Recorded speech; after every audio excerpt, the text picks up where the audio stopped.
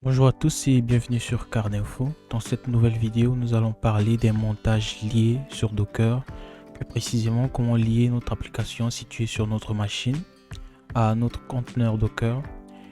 Ici, j'ai déjà préparé une petite application Node.js qui va nous permettre de stocker des images sur un serveur et de les afficher sur l'interface.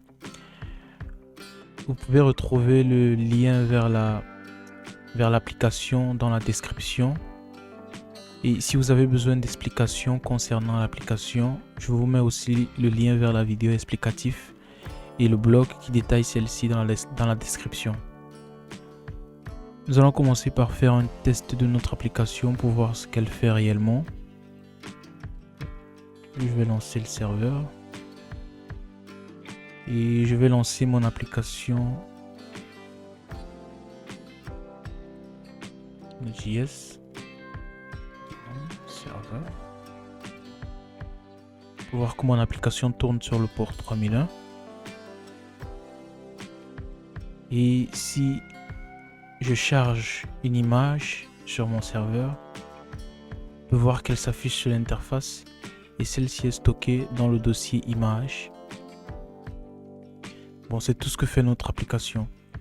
Ici, nous allons essayer de mettre notre application dans un conteneur Docker et la lier avec notre conteneur pour pouvoir, à chaque fois qu'on fait des modifications sur notre application ici sur notre machine, ces modifications soient répercutées sur notre conteneur.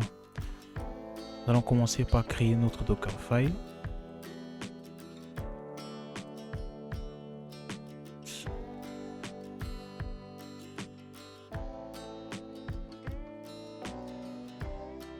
Là, je récupère l'image de Node.js sur le Docker Hub. Puis, j'initialise le répertoire de travail. On va dire, je vais arriver.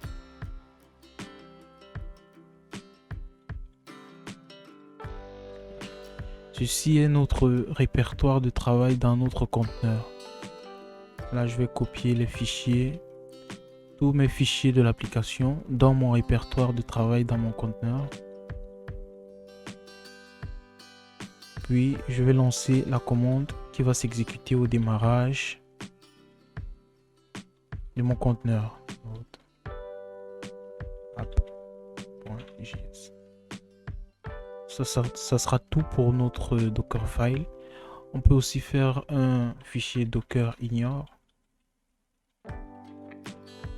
Il peut contenir tous les fichiers de notre application qu'on ne souhaite pas uploader dans notre conteneur.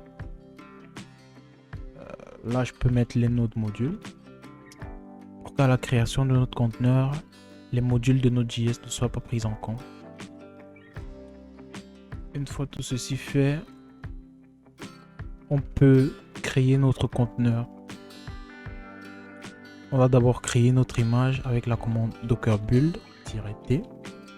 Là, je peux mettre le nom de mon image. Je vais mettre multer image. Et le point représente le chemin où se trouve le Dockerfile. Bon, si vous êtes dans le dossier Docker volume par exemple, vous devriez mettre /code. Bon, moi je me retrouve directement dans le dossier où se trouve le répertoire. Ainsi, je peux mettre /.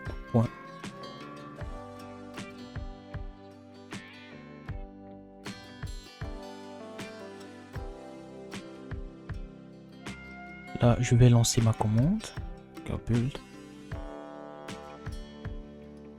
Pour voir qu'il a bien créé notre conteneur. Ici, on lance la commande docker. Docker image. On peut voir que mon image a bien été créée, multer image. Là, on va passer à la création de notre conteneur. Docker run-d.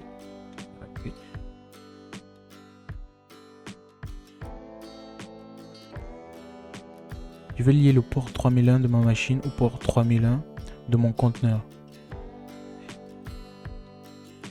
-v qui va nous permettre de lier le chemin vers notre application ici sur notre machine au chemin de travail de notre conteneur. Je vais juste copier le chemin de mon application, comme ceci, le point slash app. Puis je veux mentionner le nom de mon conteneur, -name. Je mets Multer conteneur. Puis le nom de mon image, Multer image.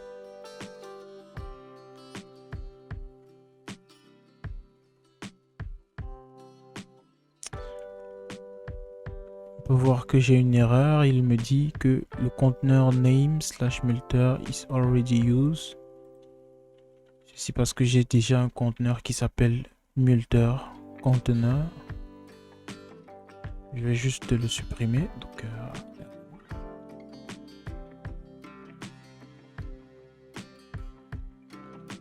et je réexécute ma commande. Là, mon conteneur a bien été exécuté. Et là, si je fais un docker ps, on peut voir que j'ai mon conteneur qui tourne sur le port 3001.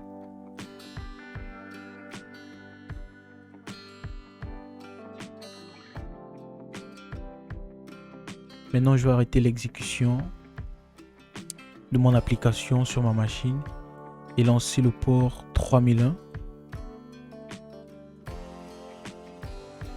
et lancer mon application qui est sur mon conteneur qui tourne sur le port 3001.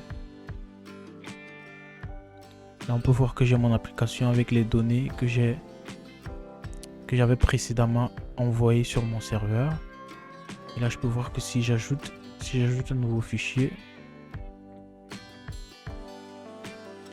là j'ai toujours mon application.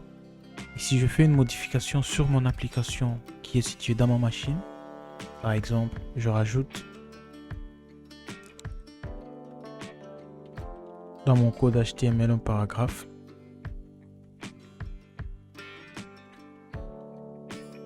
Ceci est une application qui montre des voitures. Je sauvegarde ceci. Je rafraîchis la page et je peux voir que j'ai mon paragraphe qui a bien été pris en compte dans mon conteneur qui tourne sur le port 3001 de ma machine. Et c'est tout pour les conteneurs sur Docker. Si vous avez apprécié ce tuto, n'hésitez pas à me faire signe dans les commentaires. À bientôt pour un nouveau tutoriel sur Cardinfo.